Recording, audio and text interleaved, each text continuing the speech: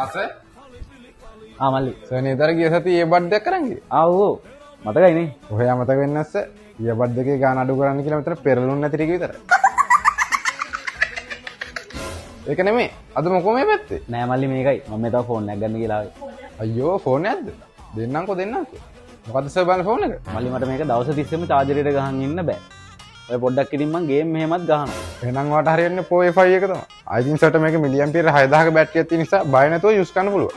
ඒ විතරක් නෙමෙයි සර්ට මේක මුළු දවසම උනත් ගේම් ගහන්න පුළුවන්. අම්මට සිරියෝ තියෙන්නේ? කීයද මල්ලි ඔය ෆෝන් එක? 52000යි සර්. අම්මට සිරි. පොඩ වැඩි නේ. ඔන්න සර් ඉතින් පටන් ගත්තා. නෑ මල්ලි. ඔයාලා ගණන් අඩුයි තමයි. ඒ වුණාට මට චුට්ටක් වැඩි මල්ලි. ගන්නවනේ ඉතින්. හරි සර්. මෙහෙම කරමු. මම මේක සර්ට ටික ටික ගෙවන්න හදලා දෙන්න. අඩෝ ඔය තියෙන්නේ බං. එහෙම කරමුකෝ ඉතින්. A few moments later. මෙන්න සර් ෆෝන් එක. thank you මල්ලි. ඒක නෙමෙයි සර්. දැන් මොනවාද ගහන ගේම්? ඒක මල්ලි මේ එහෙන් ගත්තා මෙට දුන්නා. යන්න ඈ.